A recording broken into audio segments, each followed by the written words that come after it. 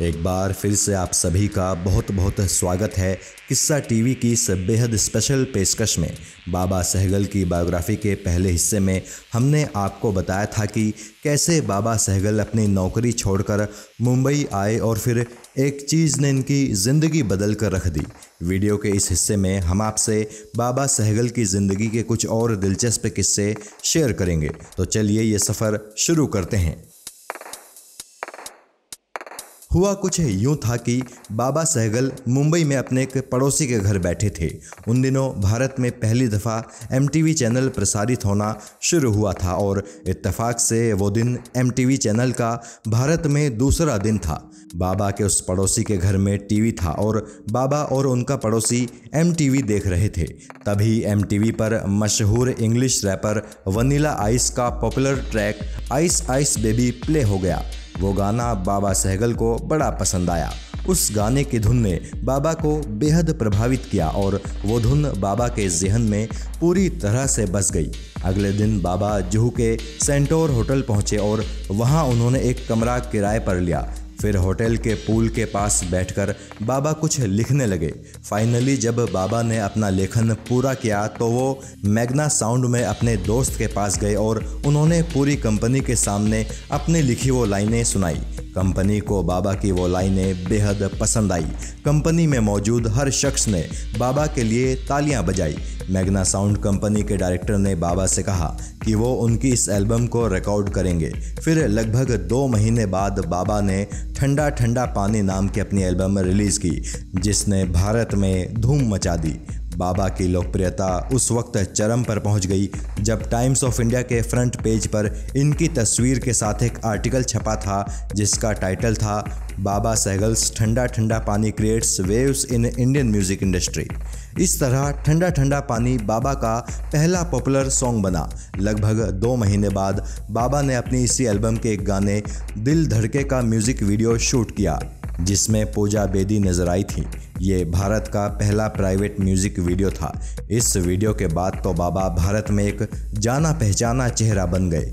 Radio और TV पर जितने भी म्यूज़िकल प्रोग्राम्स होते थे उनमें बाबा का ठंडा ठंडा पानी और दिल धड़के सॉन्ग्स बजने लगे।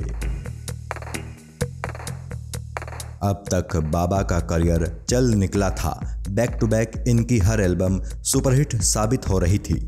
मैं भी मडोना, बाबा बचाओ ना, डॉक्टर ढींगरा, ये सब वो एल्बम्स थी जो बाबा के करियर को उन ऊंचाइयों पर ले गई जिनका अंदाज़ा शायद बाबा ने भी कभी नहीं लगाया होगा। नाम बना तो फिल्मों में भी काम मिलने लगा।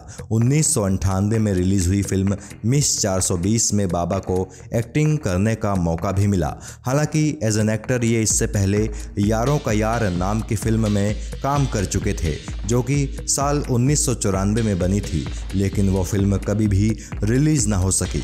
इस तरह मिस 420 एक अभिनेता के तौर पर बाबा की पहली फिल्म बनी। इसी फिल्म में बाबा ने एक सॉन्ग गाया था जिसका टाइटल था आजा मेरी गाड़ी में बैठ जा। इस सॉन्ग में उनके साथ अनु मलिक ने भी जुगलबंदी की थी। ये सॉन्ग भी काफ़ी लोकप्रिय हुआ था।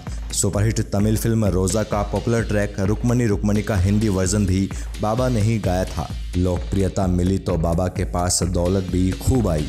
बाबा ने बॉम्बे में अपना घर खरीद लिया, बैंक बैलेंस भी खूब बनाया और साथ ही साथ लोन पर एक प्रॉपर्टी भी इन्होंने बॉम्बे में खरीद ली। लेकिन तभी भारत में आर्थिक मंदी आनी शुरू हो गई। शेयर बाज़ार क्रैश हो गया। फिल्म इंडस्ट्री पर अंडरवर्ल्ड की काली नज़रें पड़ने लगी। बाबा भी अंडरवर्ल्ड के निशाने पर आ गए। जिस कंपनी से बाबा के पास रॉयल्टी आती थी वो भी बंद हो गई। बाबा के बुरे दिन शुरू हो गए।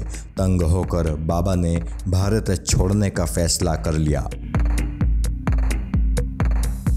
अंडरवर्ल्ड से जान छुड़ाने के लिए बाबा भारत छोड़कर सिंगापुर में बस गए।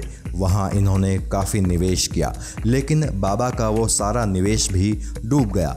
पैसे खत्म हुए तो बाबा ने भारत वापस लौटने का फैसला किया।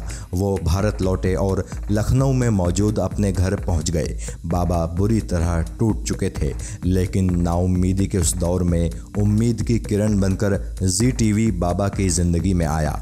बाबा को जी टीवी से एक शो होस्ट करने का ऑफ़र मिला, जिसमें उनके साथ को होस्ट जावेद जाफरी थे।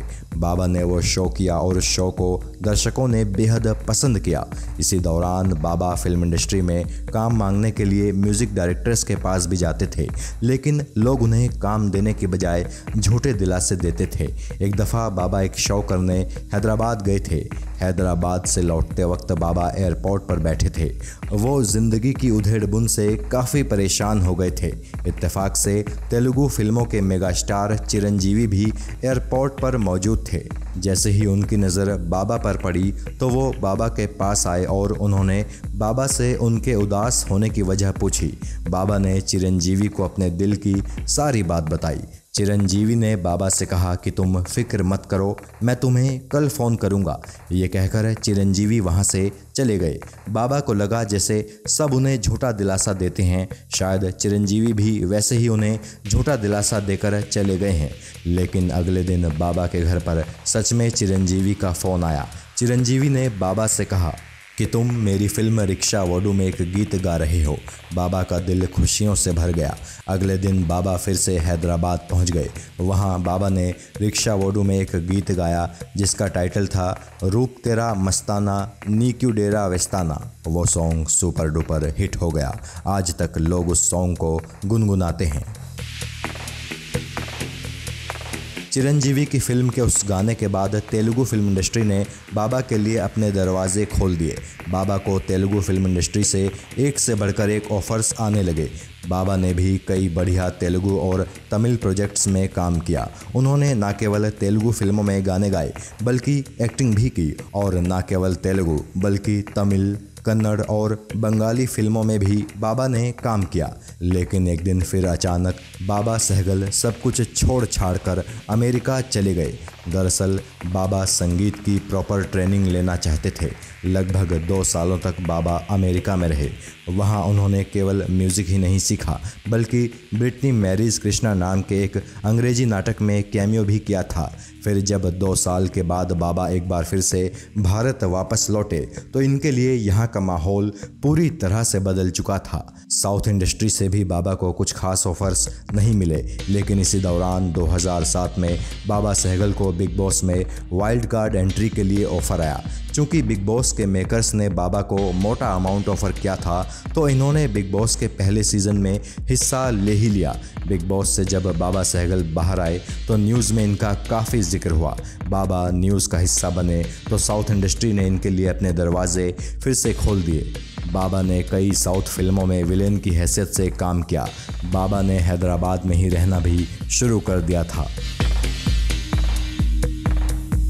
सोशल मीडिया के दौर में भी बाबा ने खूब नाम कमाया। ट्विटर हो या इंस्टाग्राम या फिर फेसबुक, बाबा के 1 और 2 लाइनर्स को लोग बड़ा पसंद करने लगे। सोशल मीडिया के ज़रिए भी बाबा ने काफ़ी पैसा कमाया। इन दिनों बाबा खुद का एक यूट्यूब चैनल चलाते हैं जिसका नाम है बाबा सहगल ऑफिशियल्स। अपने यूट्यूब चैनल पर बाबा अपने सॉन्ग्स अपलोड करते हैं। बाबा की उम्र अब 50 साल से ज़्यादा हो चुकी है। बाबा ने कभी शादी नहीं की। 90 के दशक के शुरुआती सालों में बाबा ने जो लोकप्रियता हासिल की थी वैसी लोकप्रियता भले ही वो फिर दोबारा कभी हासिल ना कर पाए हों, लेकिन उनके फैंस आज भी उन पर उतना ही प्यार लुटाते हैं जितना कि पहले लुटाते थे। किस्सा टीवी बाबा सहगल को सैल्यूट करता है और ईश्वर से उनके बेहतर भविष्य के लिए प्रार्थना करता है। जय हिंद।